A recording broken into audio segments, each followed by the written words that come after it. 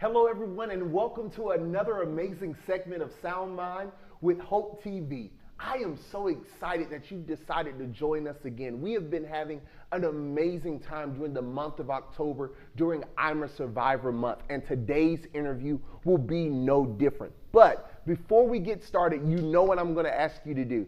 I need you to get 5 family members, 5 friends, message, text, send a smoke signal, let them know that Sound Mind is on. Listen, it's an interview you don't want to miss. While we're at it, I want to take the time and the moment just to say thank you to Dr. E. Dewey Smith Jr. And his vision as our producer for not just Hope TV, but also Sound Mind. Thank you for giving us the opportunity to have conversations about mental and emotional health, saying that we really need not just a therapist, but we also need Jesus and the therapist as well. So thank you, Dr. Smith, for that opportunity.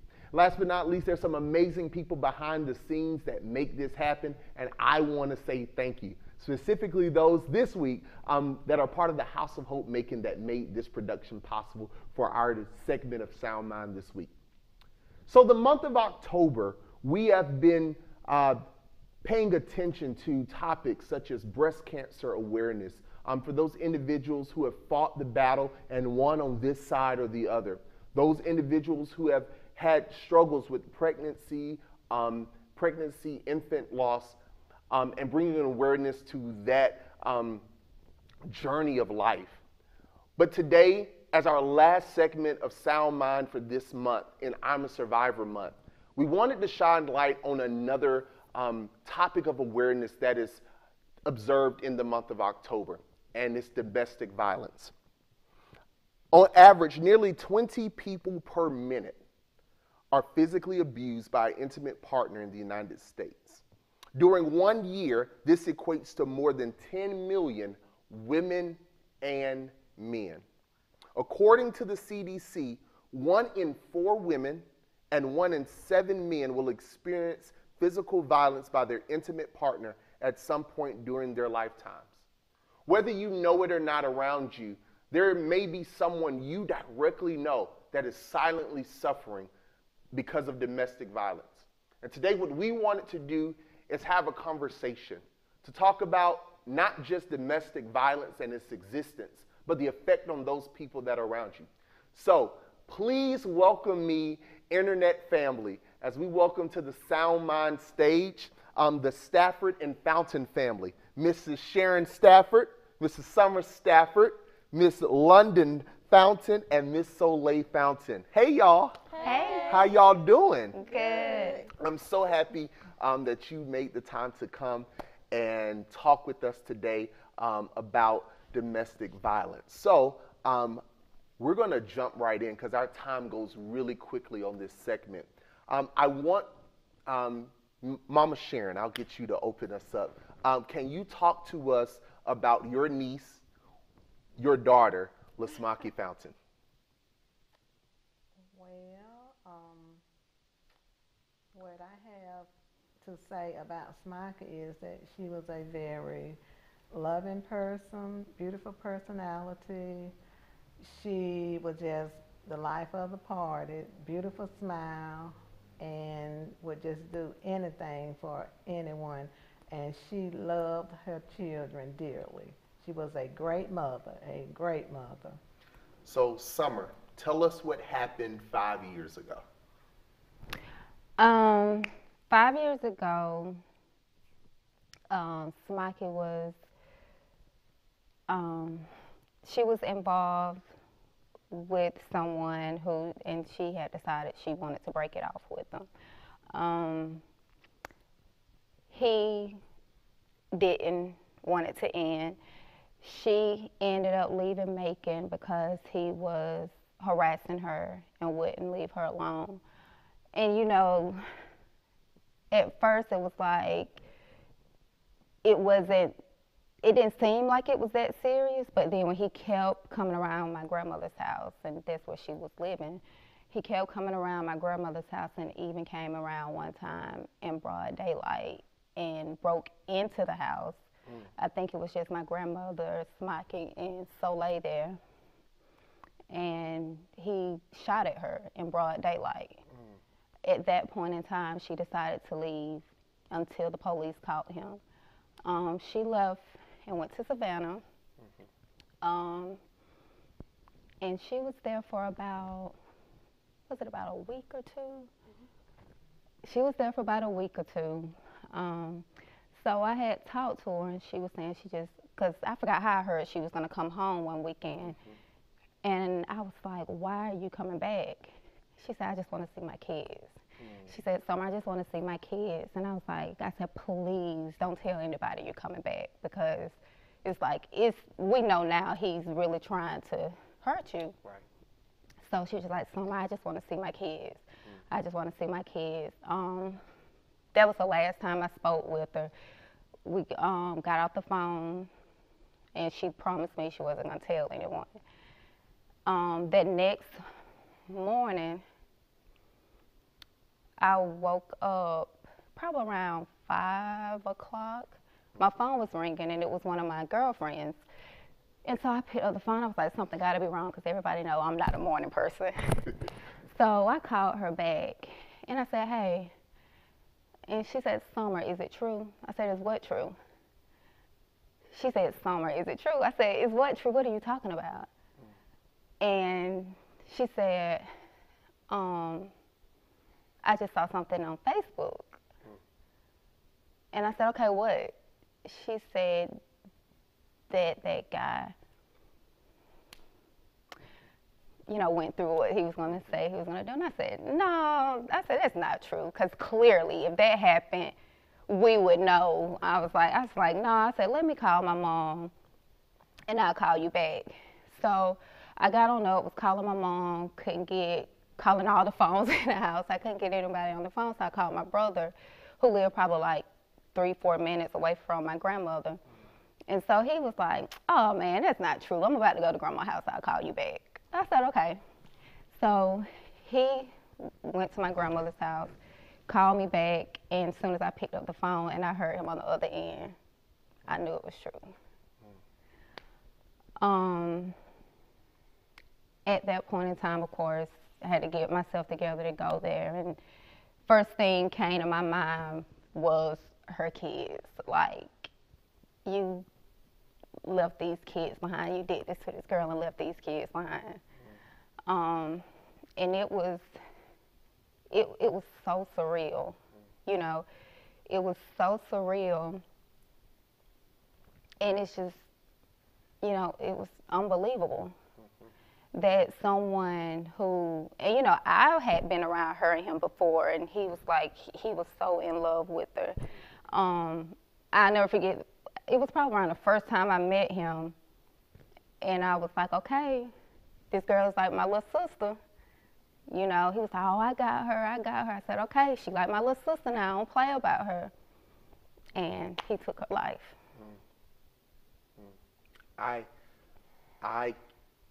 As I'm sitting here and listening, I don't know if you at home can feel it, but it's hearing you talk about it sounds like it just happened almost yesterday. And in living in that, Mama Sharon, what has the journey and the pain of the evil of domestic violence been like since then? Because you're a big advocate now, with keeping the legacy of your daughter, Lasmaki, alive. What has it been like to live with the burden of knowing the evil of domestic violence post that incident? Well, it has really been hard, but at the same time, I'm passionate about, just letting people know that she did not, die in vain. And I don't want anybody to forget her name. I want you to say her name. Remember, the kind of person that she was, and I just want to continue advocating for her, but it has really been hard. There are some bad days that I have that I, would think about her and all of the fun stuff that we used to do, and you know, and I literally, I just cry. And I constantly think about her kids and what they must be feeling. I've had some bad days with her baby daughter, London, who I would never forget. We were at church where Pastor Shaw spoke at, and London was just crying. She was just crying, and I was like, London, what is it? She said, I want my mama. And I was like, London, you know, I can't give you your mama. I can't give you your mama, you know, but I'm here for you, you know. But you know, it's things like that that really bothers me, and it angers me. And I guess I do still have an anger in me because of what he did. He disrupted our family. He destroyed a loving family. And it's unfair. It's not fair to her kids. It's just not fair. No one deserved to go through that, and I wouldn't want anybody to go through that. It's real painful. It hurts, you know, still to this day. But I will continue to advocate for domestic violence. Both of you keep mentioning her children, and I didn't in the introduction say this, but we have two of her daughters here, Soleil, who is 18, and London, who is 13. Soleil. Yes. Talk to us. What goes through your mind during October when this conversation comes up? Everything, like the devil just really, it just really bothers me. Take your time. I just wish my mama was here because I'm in an age where I need my mama. I'm a teenager. It just hurt me all over again. Like, it just feel like the same day replays over and over. So have you been, I know your Auntie Sharon is a part of keeping the legacy alive through activism, through domestic violence. Do you participate in those things? I've seen pictures of the walk that you do, and we're going to talk about that a little bit in a few minutes, but are you a part of that activism? And if so, what does it make you feel like when you're able to help and educate others about it? It make me feel good because I don't want nobody else to go through this. This is not a good feeling. Like, your loved ones, it hurts for real. So if I could educate anybody on it, I would happily do that. That's good. That's good. Hey, London. All right, London. Talk to us. There are people out there that are watching, and let me say this for you all. Thank you again for just sharing the story. But for you girls, y'all are strong women.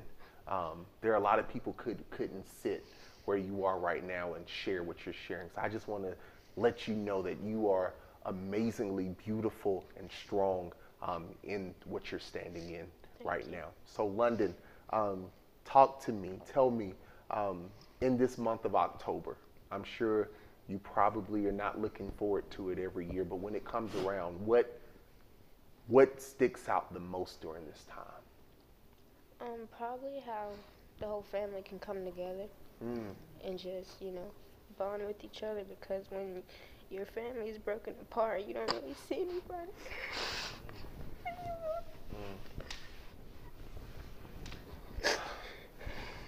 I don't know if you can feel what's happening in the room, but there is strength that's here.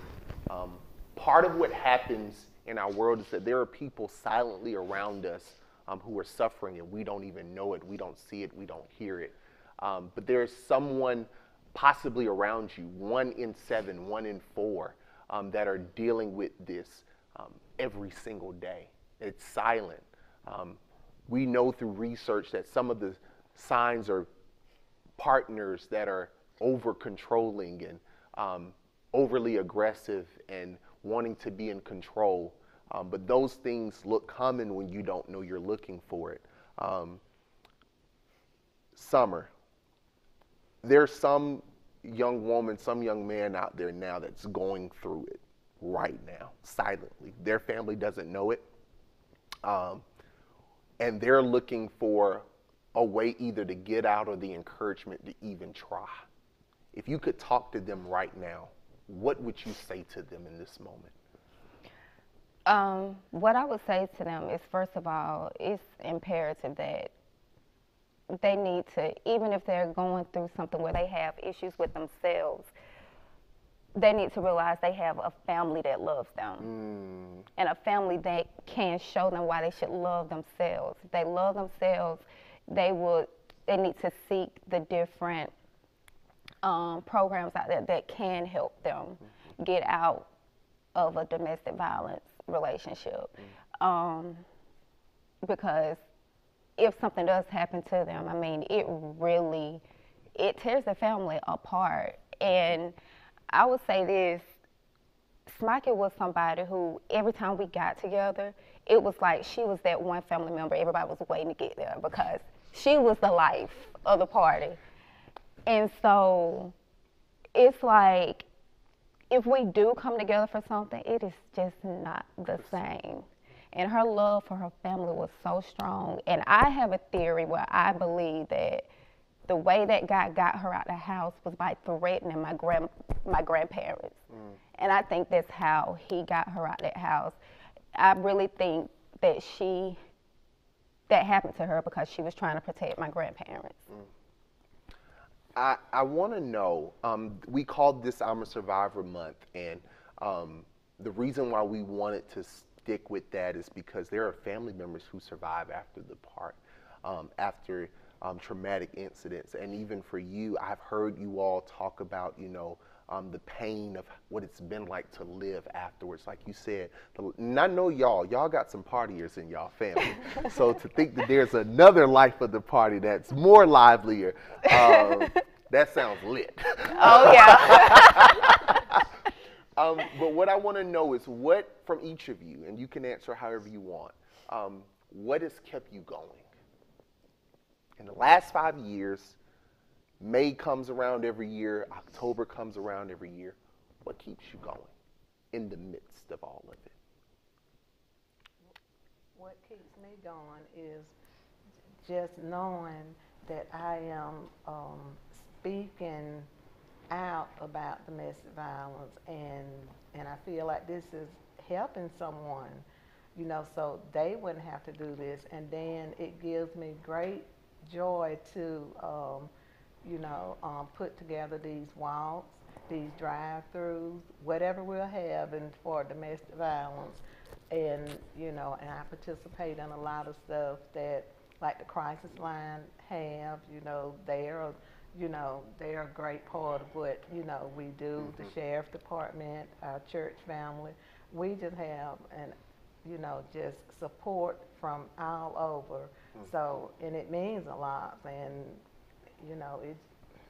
it's just a good feeling to know that this is a positive thing that, I really want to just keep it going. What keeps me happy about it, whatever, like my brothers, my sister, especially London, like, because I'm her big sister. I try to do good because I don't want her to follow behind the stuff I did and stuff. So she keeps me motivated a lot. London, she really helps me a lot. She really do. And my family and my mama also. Like, if I know I'm not doing right, I think about my mama. That's awesome. London. For me, family, but especially my sister, because she's like the closest thing I have to my mom left. And another thing, you can't like sit there and be like, don't cry about it, don't cry about it. You gotta let it out, because sometimes it's good to let it out. Because if you don't, it's just more pain is gonna build up more and more. It's gonna get harder on you each and every day if you don't let it out. And another thing, I pray to God because I know He can help me through a lot. That's powerful, London. A lot of people don't need to hear that it's okay to cry. It's okay to get it out. Crying doesn't change it, but it makes you realize that it happened and you're able to live in that. That's some very strong words of wisdom. What about you, Summer? What keeps you going?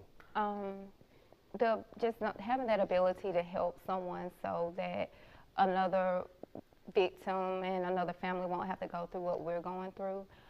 When I get people reaching out to me, you know, they'll come to me and say, hey, if it's them, or I've had some people come and say it's their daughter, you know, and I give them information, you know, different ways that they can get help. That makes me feel good. And being that it's in the name, somebody that I love, in Lasmaki's name, you know, that just pushes me forward. And then her kids, it's just something about Soleil, and I do worry about her because of her age, and I know the closeness that Smokey had with her kids. They're very strong, and a lot of times they'll know, like, especially in the beginning when I'll be about to break down, I just grab one of them and hold them, and I say, oh, you about to cry, aren't you? But it's their mom, but they'll be giving me strength, and I feed off of them, and I'll be like, okay, I'm all right. So I really want, you know, to save other families and save other victims in the name of Lasmaki. And that's just a great feeling. That's wonderful. So, Soleil, tell me about your other siblings. I don't want to exclude them from this conversation because they are part of the legacy of Lasmaki. Yes. Well, my twin brother Solano, me and him have a strong bond. Me and him talk about everything. He's a good person. And my brother Shannon, he just turned 17 in September. Okay. He played basketball, and he loved his mama, just like Solano. Like, he was a mama's boy. He really was. And, like, he'll cry about anything to my mama. He loved his mama. Shannon did, too. We had good times, too, a lot. For Soleil, you in London, for your siblings, do you ever find yourselves just together talking about her and just... Yes, especially me and London. Like, sometimes we can talk about mama and not even cry about it. There'll be some good talks. Me and her talk about it a lot, though. It's more so laughing than crying. Yes. Laughing and crying. It's a good mix. It's a good mix there. So I'm going to ask a question. Summer and Mama Sharon, y'all are the two people I'm going to ask this question to. Y'all can't answer, Soleil in London. Lasmaki, what parts of their character do they have from Lasmaki?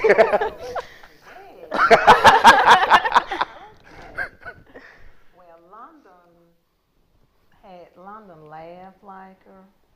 They both favor her a lot, and Soleil sort of got those dance moves like a sort of, because Smokey was a dancer. She could dance. So and they're loving like she was. They both have that. Yeah. You go, Summer? Yeah, I agree. They both have her personality, and they're very witty, and they got that tongue like her.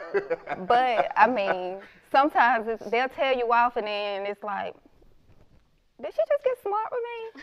But then they'll love you to death afterwards. It's like, yeah, they get that from her. They get that from her, because me and her, we'll be going back and forth, and it's like, girl, you all right? What we finna do? It's like, Smokey, we just got to argue. But yeah, they're like that. Yeah, so they got just a little dance move. Oh, just, I don't know. But they really, her sense of humor, they're some funny kids. All of them. Baby Shannon. Baby Shannon really has her sense of humor. She is very funny. Yeah. So he really is funny. He can have you laughing for hours. She got it from you. As I listen to you and hear your stories, and even now, I know you personally. Like, they're not strangers at all. This is family. But hearing these stories, it makes me love you even more. A lot of times, there are people who, even you that are out there, some of you may be even hiding hurt, pain, sadness, grief that you may even be experiencing, especially during this time of year. I want you to know that it's okay to cry. that even in your strongest moments of smiling and laughter, that it's okay to feel the hurt that you may possibly feel. You know, we are so appreciative just for having you all here to share with us. It was actually my first time hearing a lot of the story, but not of the legacy of Lasmaki. Before our time is up today, I want to ask one more question. Mama Sharon, can you tell us about the events that are a part of Lasmaki's month as a figure of domestic violence awareness? And this is one of the first ways I met Mrs. Sharon Stafford. I was told I was coming to a walk. She doesn't ask you, she tells you. But I was told I was coming to a walk, and as she continues the legacy. So 5 years, can you tell us about what you do around the month of October to help keep her legacy alive? Okay. Before this pandemic hit, we would have a walk every year in honor of Lasmaki, but it also to help other families, you know, survivors as well. But the walk is normally done the last Saturday in February. Mm-hmm. And on October the 23rd, that is Lasmaki's Day in Macon-Bibb County. Mm-hmm. And so on this year, on Lasmaki's Day, what we're going to do is give out 100 purple light bulbs. Mm. Purple is the color for domestic violence. Mm-hmm. So the family will give out purple light bulbs on that day, so that on October the 26th, which is Purple Light Day in Macon-Bibb County, they will have that light bulb so that they can replace the bulb off their porch with the purple light bulb. And what you're to do is to have that light to burn all day and all night. This is, you know, showing that, you know, you are with families for domestic violence, you support them in all of their efforts. And also on October the 31st at 11 o'clock, we will be doing a drive-through in honor of Lasmaki at 11 o'clock on that day.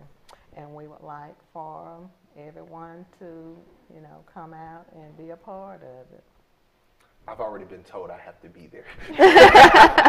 Yes. Well, thank you all so much again. I really appreciate you sharing your story of your mother, of your sister, of your daughter with us. I can't imagine what it's been like, but I want you to know, normally in this time I give you all the opportunity to share some more words with the audience, but I'll just take this moment to say for you all, continue to keep the love alive that you have for Lasmaki, and those tears and those that laughter and those almost dance moves, those kind of things. To slide that in there. Those are the things that help people move on and to continue the journey day by day, moment by moment.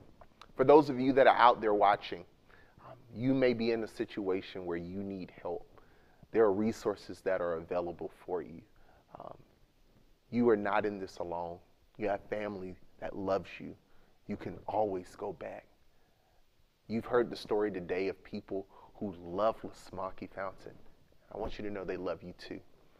If you know someone who has come out of a situation of domestic violence, still continue to support them. It's still a day-by-day situation and journey that they have to face. I want to let you know that during this month of October, we have recognized champions in breast cancer, mothers and fathers who have faced loss with their children, and even those who have been victims and the survivors of domestic violence and their families. All of them are heroes. It's a burden that we don't want to have to carry, but it's one that we definitely should support and love. Find someone today. Let them know that you love them and that you care about them, and offer an opportunity just to sit there and listen, because I'm sure they need it. Until next time, take care. Thank you for being a part of Sound Mind. And remember that you can make it through anything. Until next time, take care.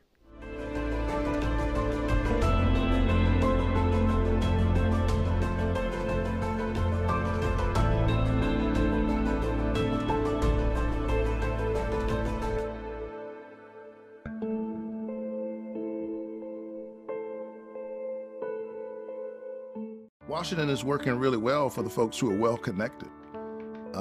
But for people in the communities that I serve and people sitting around their kitchen table right now, I don't think it's working well. I still believe in the American dream, but there's a disconnect between the American people and what we're getting in Washington. We're seeing how this is working, and so I would challenge the people of Georgia to try something different. I'm Rafi.